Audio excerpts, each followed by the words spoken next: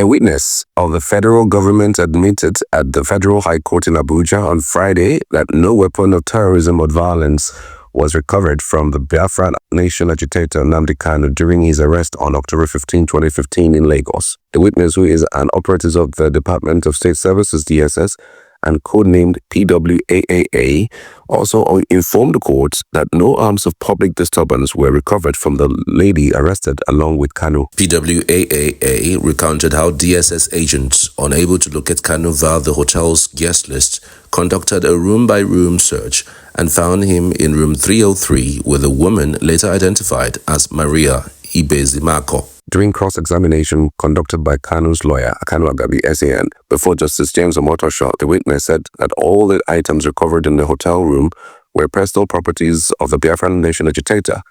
He, however, said that the recovered items may not be ordinarily offensive, but the intention of the defendant may be something else. PWAA also told the courts that he did not analyze any of the items because his mandate was to effect arrest and obtain a statement from Kanu answering a question. The DSS operatives admitted analyzing the cell phone of the defendant, but the report of the analysis was not made available to the courts because it is immaterial. In the 10 years that the items were impounded, they admitted the properties may have lost their values and become of no use. He further explained that he did not bring anybody before Kanu to confront him on any issue of terrorism. The witness also admitted that Kanu's statement was obtained without the presence of his lawyer and that statements were not obtained from other persons.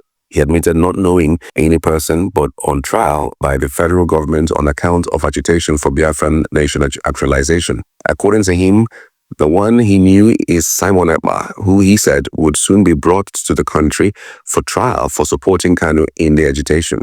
The witness said that he read in the newspapers, the social media, those backing the defendants in the agitation. He said that he did not remember Kanu complaining of corruption in high places, unemployment among youths, and tendering apologies to the president for insults heard on him and negative remarks against Igbo leaders. The witness further said that he could not remember when Kanu described the indigenous people of Biafra as a voluntary organization that was not involved in carrying arms against the nation. He admitted that there were killings in some parts of the country, especially in the north, but stated that the government has been doing its best to stem the tide. The witness also said that he would not know whether the killings were as a result of the self-determination agitation.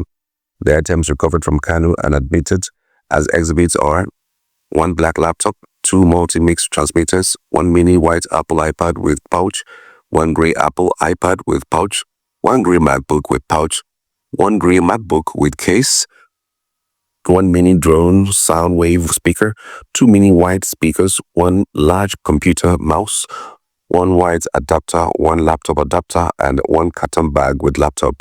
Others are 2 3G modems, 2 Glo modems, 1 Glo Hawaii modem, 1 MTN modem, 1 Etisalat modem, 1 flash drive, 1 camcorder, 1 hand recorder in a black pouch, 1 MacBook Pro adapter, 1 mic stand, 1 Philips headphone, 1 Radio Sharp mic with cord, 1 Pro Sound mic with cord, 1 4G LTE modem, a bunch of cards, 1 power adapter for mixer, 1 Easy Blaze White modem, 1 Samsung phone, 1 black Motorola phone, and 1 Nokia phone.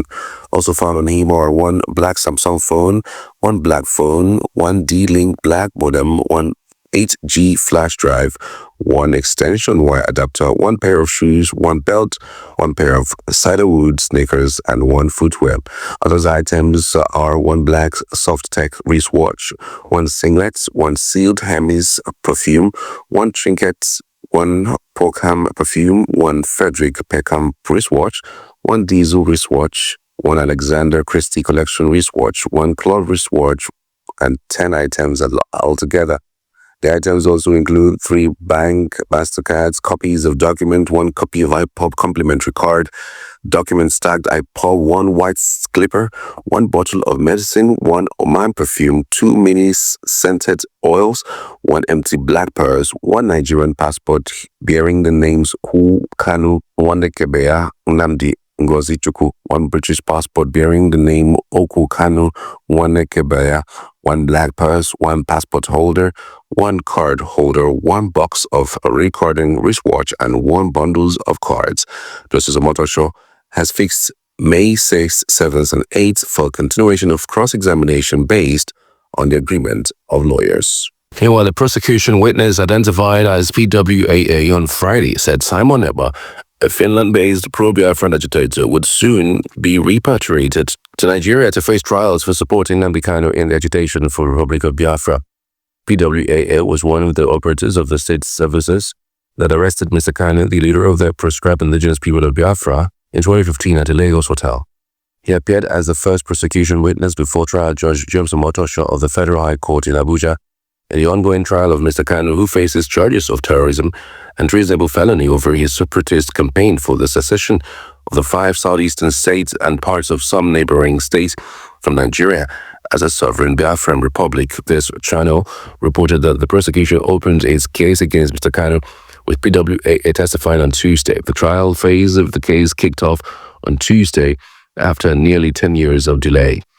The witness, whose real name was concealed in line with the judge's earlier ruling granting prosecution's witnesses protection, disclosed the plan to extradite Mr. Ekpa while being cross-examined by Mr. Kanu's counsel, Mr. Kanu Agabi, a senior advocate of Nigeria, SAN. The Finnish Central Criminal Police arrested Mr. Ekpa, a controversial Biafran agitator, on November 21, 2024.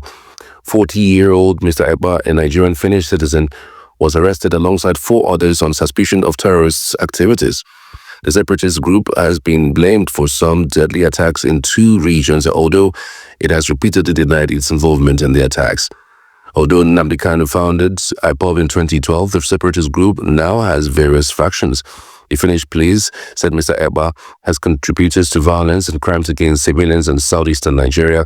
The district court of Pajot Ham later ordered that the agitator be imprisoned with probable cause on suspicion of public incitement to commit a crime with terrorist intent.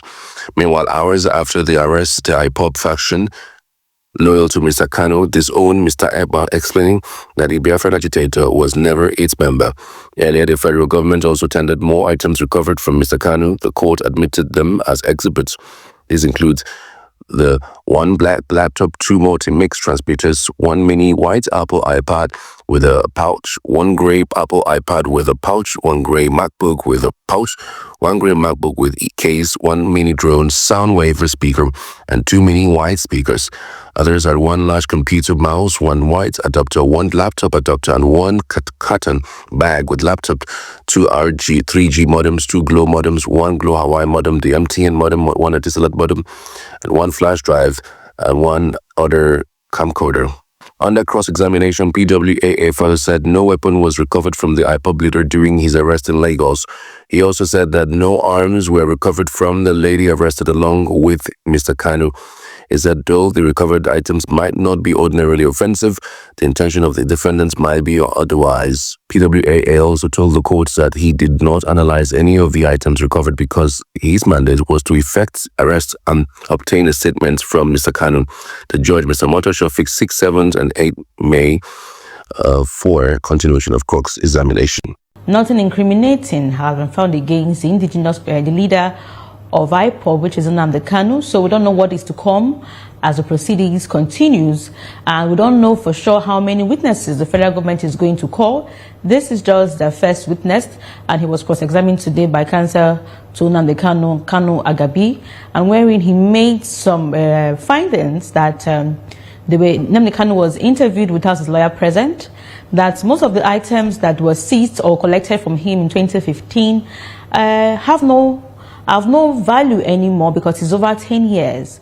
But Justice James Omotosho told Kanu Agabi, which is counsel to Nnamdi Kanu, to come by way of application before the court seeking the release of some of those items, wristwatches, gold chains and necklaces, and see if Mr. Kanu can peradventure sell them and get something out of it. But so far so good, they have no importance. So it won't be of any good for either the prosecution or the defendant for those items to still remain in the custody of the court, because now they are exhibits. So the court adjourned to 6th, 7th, and 8th for continuation of trial. So the conclusion of the cross-examination of the first witness to be done, and the second prosecution witness to be called.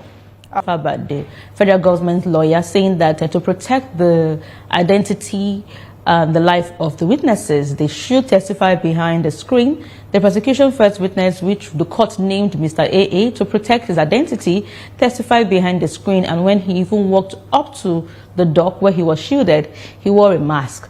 So, but basically, one thing is important: the defendant, which is Nnamdi Kanu, can actually see the witness, but the person, he or she, is shielded from the floor of the court, which are other lawyers and also litigants and journalists. But the defendant, Nnamdi Kanu, can see whoever the prosecution witness is. And this is the first witness. He is a DSS officer. He was among those that arrested Mr. Kanu in 2015, where he was interviewed. And also he said he was among those who escorted Mr. Kanu to the headquarters here in Abuja. We started our cross-examination today, and for hours it ran, and I guess we have made progress, and we're getting there.